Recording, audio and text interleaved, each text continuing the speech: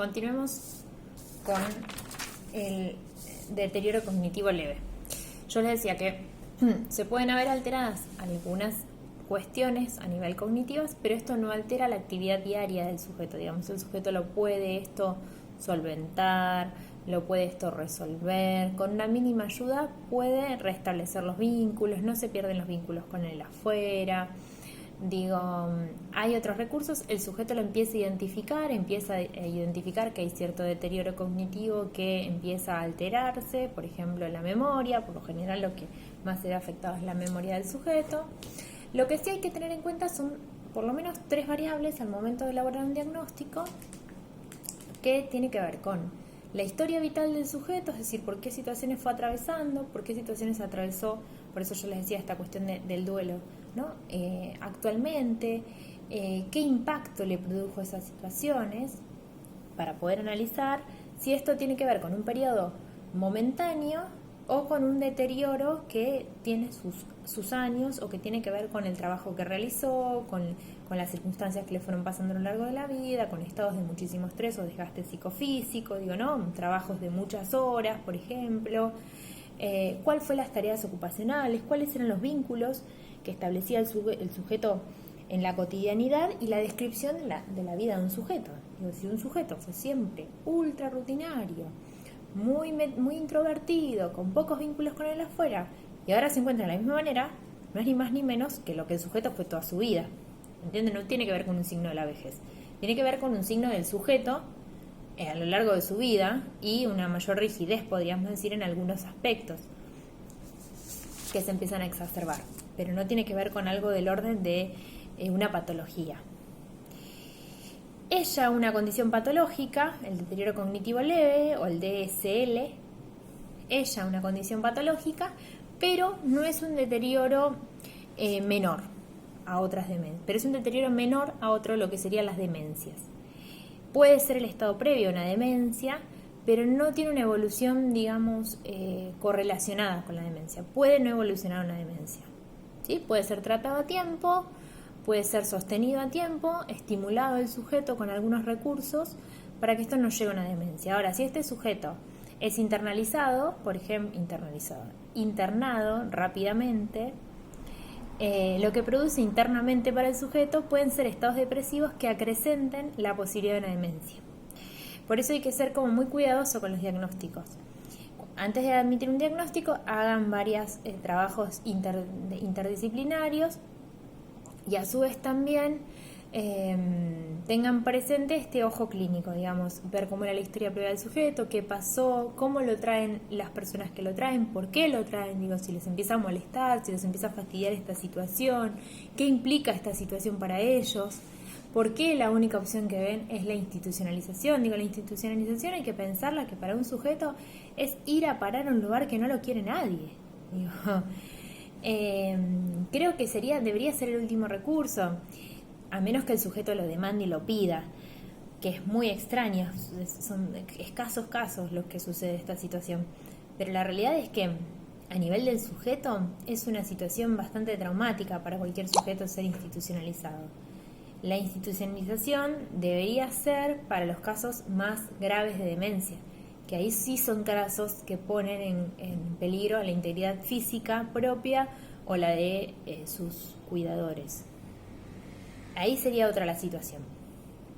Volviendo al deterioro cognitivo leve, hay una preocupación por los cambios cognitivos, el sujeto los detecta, se da cuenta de que se olvida demasiadas cosas, que le cuesta acordarse de nombres de las palabras, que de repente se puede no recordar el nombre de los objetos. Por lo general está muy asociado con la memoria, pero que le cuesta aprender algo, que le cuesta coordinar visomotormente algo, que antes lo hacía de una manera rápida. Por lo general, para detectar este tipo de deterioro cognitivo leve está este test que yo ahora les voy a... En el próximo videito se los muestro y se los explico.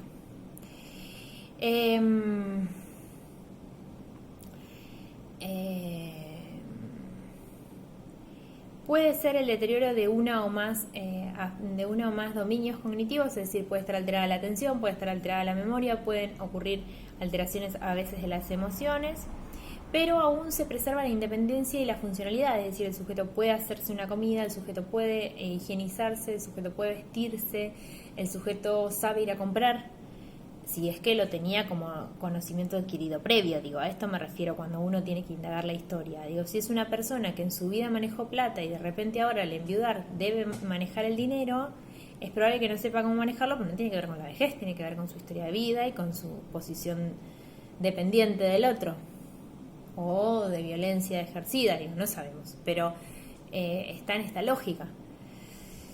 Y por otro lado, no cumple con un deterioro a nivel social, no cumple con un deterioro a nivel ocupacional, es decir, el sujeto puede seguir realizando las acciones y las actividades con la complejidad que las realizaba.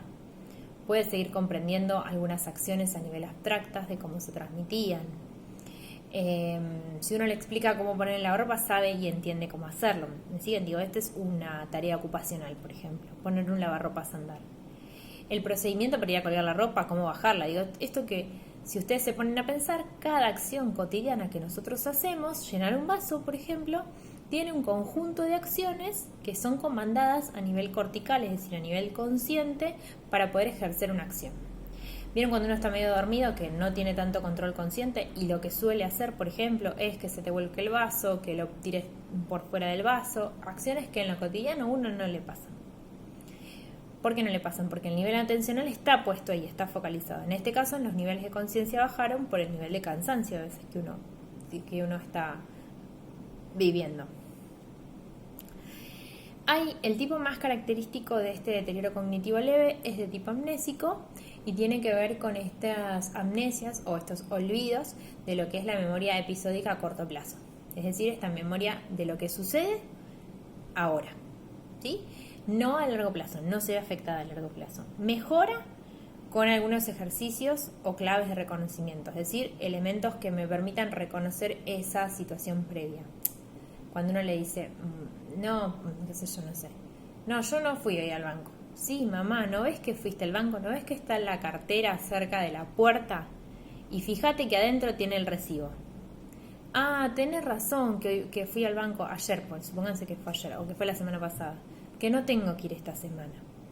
Bueno, ese es un modo de enclaves. Esos son claves que permiten la recuperación de una información. Y cuando yo les decía estos que tiene que ver con tratamientos, más de una vez hay ejercicios para la memoria. Por ejemplo, se suele usar la sopa de letras. La sopa de letras es un modo de agilizar la memoria, pero requiere de ciertos conocimientos lingüísticos. No lo puede hacer cualquier persona. Porque la sopa de letras o el enclave o los famosos crucigramas remiten a determinados conocimientos básicos, pero que un sujeto debe poseer. Siempre que tiene que ver con la estimulación cognitiva, es decir, continuar leyendo, continuar escribiendo, continuar haciendo actividades sublimatorias, como yo les decía en su momento, son modos de continuar como manteniendo en movimiento el cerebro, digamos. Un sujeto que se siente que no puede hacer más nada, que no es capaz de hacer más nada, lo que genera es un estado de depresión muy grande y cada vez una atrofia más de las actividades y del desarrollo cognitivo. Esta paciente que yo atendía tejía re bien y cocinaba para todo el jardín. Ella era la cocinera de un jardín de infantes. Con lo cual, lo que los hijos dicen es no, porque mamá se va a cortar, no, porque va a tejer mal, no porque se va a frustrar. Digo, el miedo era de los hijos. Ok, sí se puede frustrar porque tal vez el tejido no le salga como ella espera porque tenía artrosis en las manos. Pero déjenselo hacer, déjenselo intentar, déjenla ver cómo ella puede irlo haciendo, irlo enseñando a otros que le va a ser de mucha utilidad. Cuando tenga que cortar algo, si es algo chico, es probable que ella entienda que no lo puede cortar porque se puede lastimar, capaz que no tiene esa motricidad.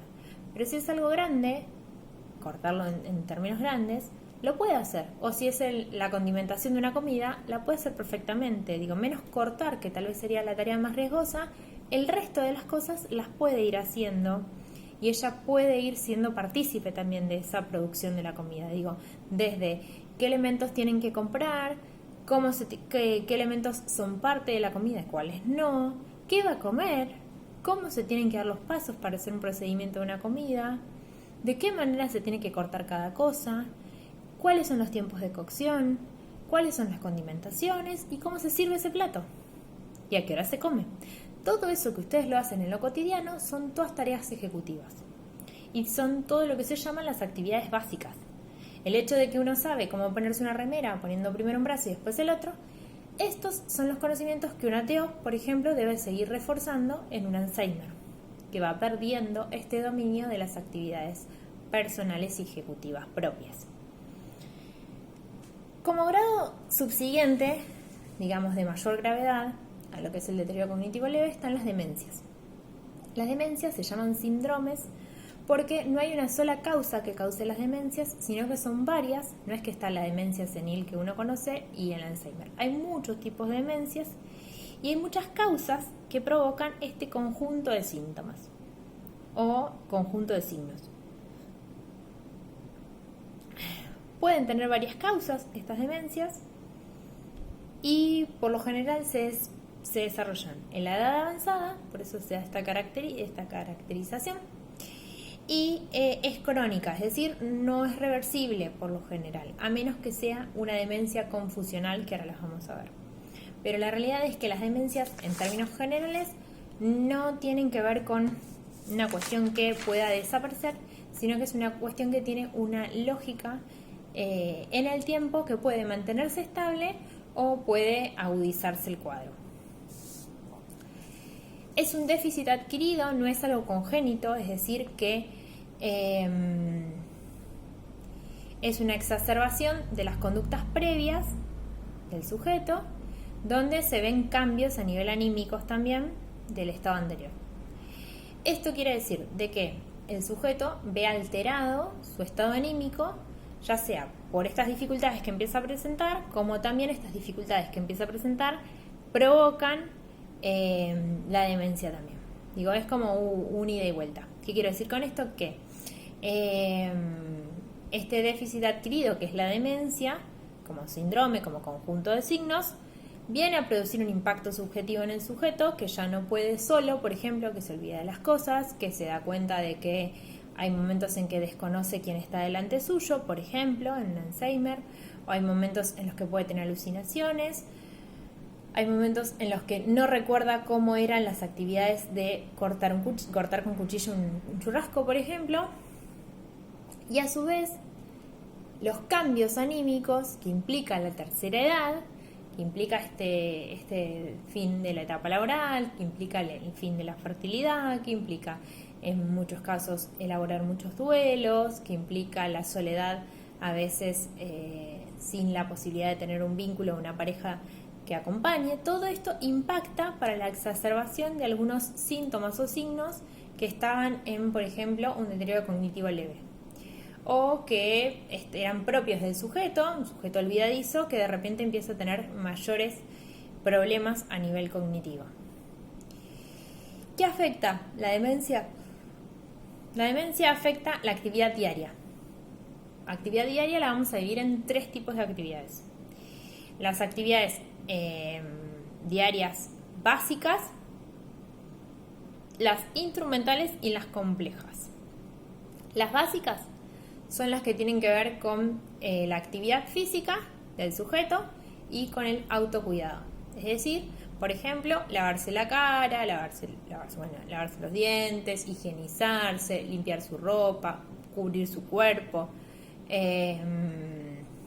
peinarse, maquillarse, vestirse de determinada manera. Todas estas políticas de autocuidado y de ejercicio físico tienen que ver con actividades básicas. Esto es lo que se llama ABDD. Primero con B larga, después con B corta. Son las actividades básicas que se ven deterioradas. En el caso de las actividades instrumentales hay 2 tipos. Por un lado tienen que ver con aquellas actividades que puede realizar con independencia, que tienen un nivel de complejidad mayor, y por el otro lado está la adaptación al entorno.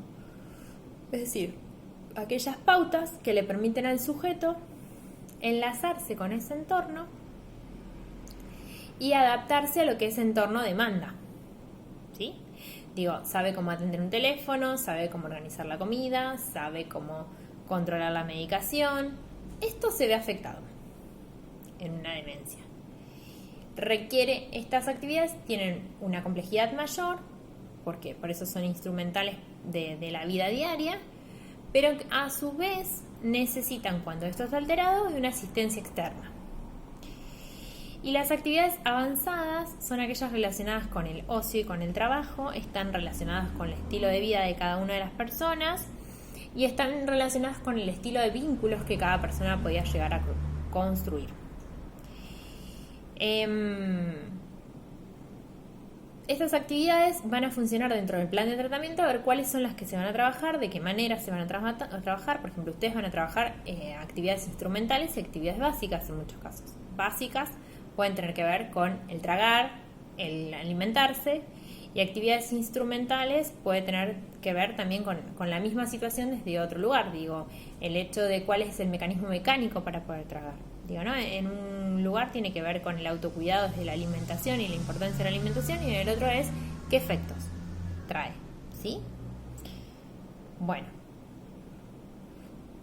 la demencia comienza afectando las acciones avanzadas para ir progresivamente, si estas avanzan y si esto tiene una lógica progresiva, afectando las actividades básicas, instrumentales y luego las básicas.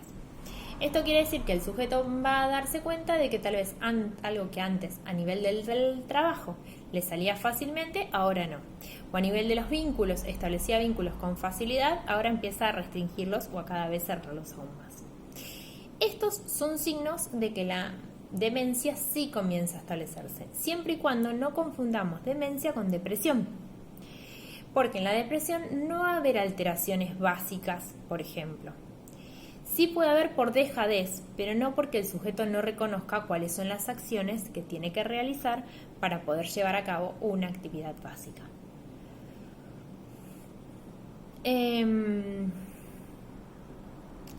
Para diagnosticar una demencia necesitamos conversar con el paciente. Este paciente tiene que estar en un estado de alerta y consciente.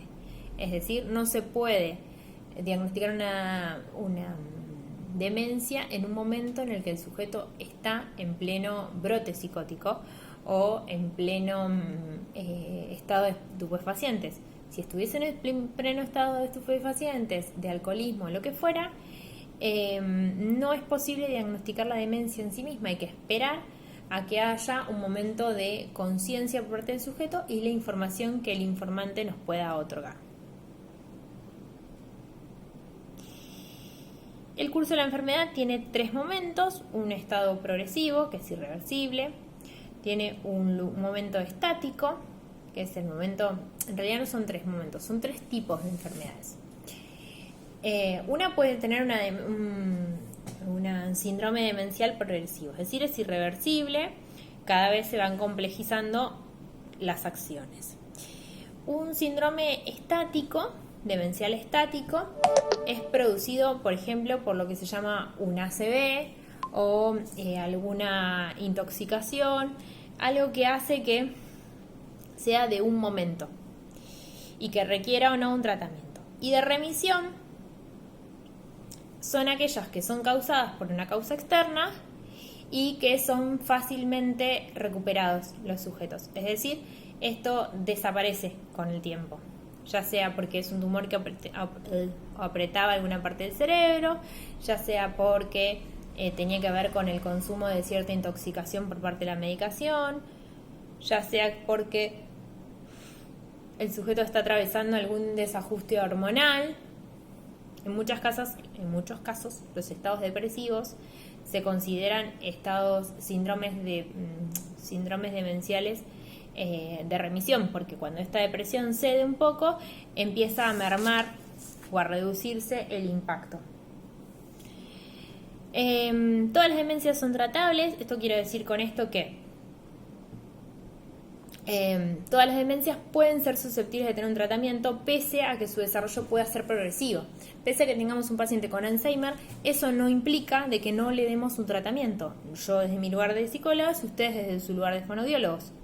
Es decir, en el lugar de brindarle al sujeto cada vez más recursos y mayores condiciones de vida. Si después el sujeto no puede hacerse cargo de esto por diversos motivos, veremos cómo se lleva adelante. Pero eso no, el hecho de un diagnóstico no implica que el sujeto no deba tener un tratamiento. Hay que prestar atención a los síntomas psicológicos y conductuales de cada uno de esos sujetos. Cuando lean la etiología remite a las causas, es decir, cuáles son las causas que dan lugar a que se produzca un síndrome demencial. Las causas pueden ser diferentes y la identidad del síndrome, es decir, los síntomas, se ven afectados. La parte cognitiva, la parte conductual, la parte psicológica y la parte funcional. Todas esas partes se ven afectadas de alguna o menor, de mayor o menor grado cada una de ellas, pero son las que se ven afectadas y que nos permiten elaborar un diagnóstico de síndrome demencial. Recuerden, los síntomas pueden ser cognitivos, conductuales, psicológicos, funcionales. Y en términos de la etiología, es decir, la causa que dio origen a ese tipo de demencia, tenemos 5 causas. Una es la edad de inicio, si es temprana es presenil, si es posterior a los 65 años es senil. La fisiología, es decir, si tiene que ver con una neurodegeneración, es decir, con alguna alteración a nivel cortical. Si tiene que ver con una causa secundaria, producida, por ejemplo, por un traumatismo, algún tumor, alguna otra cosa que está oprimiendo una zona y genera como consecuencia el impacto a nivel de, por ejemplo, del habla o del reconocimiento del lenguaje o de la memoria o de las emociones. Y también tenemos las mixtas, que pueden tener que ver por un lado, con una causa externa que viene a producir un impacto, y por el otro lado también tienen que ver con un deterioro que empieza a desarrollarse a raíz de ese impacto. Tenemos también otro de los tipos de clasificación, tiene que ver con la autonomía, es decir, cuál es el sector afectado, cuál es el que no, qué sector tiene una afección, qué sector no tiene la afección, entonces se puede seguir trabajando con ese sector. La irreversibilidad o reversibilidad, es decir, si es un estado confusional o si es, como habíamos dicho, no fue causada por una cuestión ni externa que dejó secuelas, es reversible. Ahora, si algo de esto falla, es decir, tiene que ver con algo que va dejando secuelas también a nivel fisiológico, es irreversible. En cuanto a la severidad, también se clasifica si es muy severa o si es una severidad más leve. Y en cuanto a, como bien dije, qué tipo de causas son, si son fisiológicas o si no. Dentro de las demencias tenemos la que ustedes más conocen, que es el Alzheimer. Alzheimer es una enfermedad neurocognitiva que provoca un deterioro cognitivo y conductual. Y aparece principalmente en la vejez, es gradual, tiene un desarrollo progresivo, va causando primero impactos en las actividades de ocio y de negocios hasta llegar al impacto total en las actividades individuales, en las actividades básicas de un sujeto. Lo que primero se ve afectado es la disfunción ejecutiva y los trastornos del lenguaje. Los trastornos del lenguaje, ustedes van a ver que empiezan a producirse agnosias, que es donde el sujeto empieza a desconocer el nombre de las cosas, con lo cual es bastante angustiante porque no recuerda cómo se llama eso que ya había usado, por ejemplo, un control remoto, un celular, un vaso. Entonces tiene que buscar otras maneras de describirlo.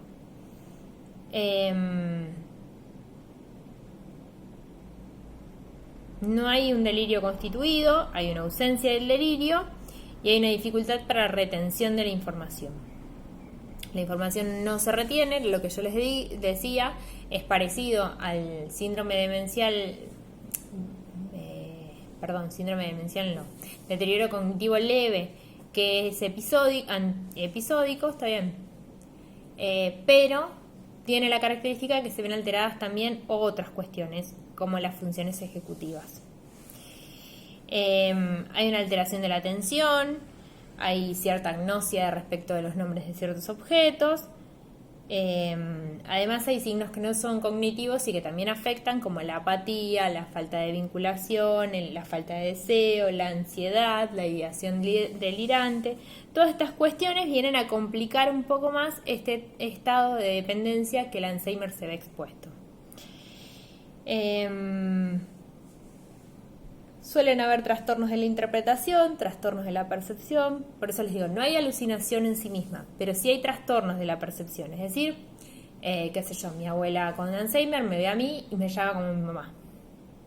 Este es un modo de decir que no hay alucinación, ella ve lo que está presente, pero lo que hay es un no reconocimiento respecto de lo que el otro está queriendo comunicarle, o quién está ahí delante. Digo, no hay un reconocimiento del rol de quien está ahí delante. También aparece la agresividad y aparecen las fallas a nivel de la interpretación. Hay distintos estados de Alzheimer, un Alzheimer leve, un Alzheimer moderado y un Alzheimer severo. Me cuesta la palabra. Un Alzheimer leve tiene memoria a largo plazo, está atacada la memoria a corto plazo, y las acciones todavía no necesitan de una ayuda totalmente externa. El sujeto dispone de algunos recursos para la cotidianidad de ciertas acciones básicas. En cuanto al moderado,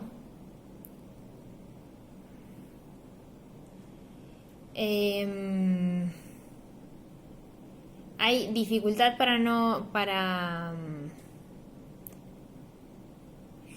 hay dificultad para independizarse, necesitan del manejo del otro y puede aparecer en algunos casos situaciones de delirio o paranoia, es decir, el sujeto se siente como invadido por este dominio que tiene el otro sobre sí. Los trastornos neuropsicológicos de origen psiquiátrico son otro tipo de demencias que no es el Alzheimer, y lo que vienen a plantear es que hay otras enfermedades de base a nivel neuropsiquiátricas, como puede ser la psicosis, como puede ser la perversión, como puede ser el tema de la depresión, que podrían confundir un síndrome demencial. Que hay que estar atentos, que ese síndrome demencial es a causa de esta enfermedad neuropsicológica. En realidad psiquiátrica, psicológica o psiquiátrica. Y allí es donde dice que estos tipos de deterioros cognitivos sin base orgánica, es decir, sin ningún impacto orgánico, son lo que se llaman las pseudodemencias. Hace una distinción entre lo que es el deterioro cognitivo y lo que es la depresión, y manifiesta que la depresión es claro, es definible el inicio. Hay pensamientos negativos muy, muy presentes, hay una baja de la autoestima, hay una alteración a nivel de la atención. En cambio, en la demencia, esto fue en la depresión. En la demencia hay una alteración de la capacidad de juicio, hay un permanece ajeno al distanciamiento, al distanciamiento no, las dificultades. Y está alterada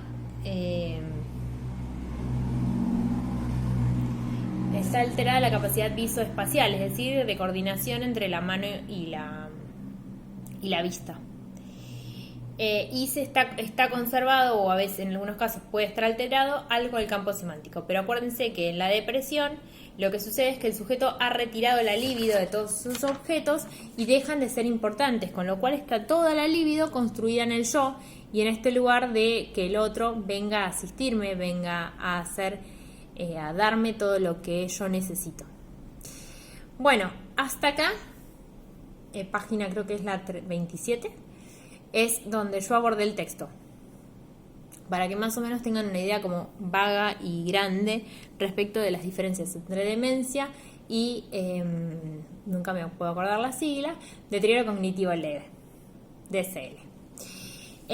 Puedan entenderla y les pueda servir a nivel diagnóstico. Voy a cortar y les voy a mostrar, porque se las voy a dar para que ustedes la puedan chusmear, se las voy a subir al Classroom, lo que es el test que vamos a tomar, y van a ver que es como muy sencillo de hacer, son creo que algo así como 10 actividades y es muy fácil de puntuar también. Es un buen recurso para poder entender si este sujeto tiene alteradas algunas de estas funciones cognitivas. Van de las más simples a las más complejas y cada una tiene una rúbrica para poder entender el puntaje.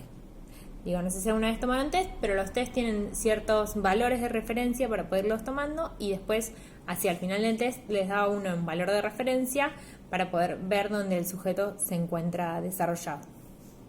Bueno, corto y ahora les traigo la encuesta.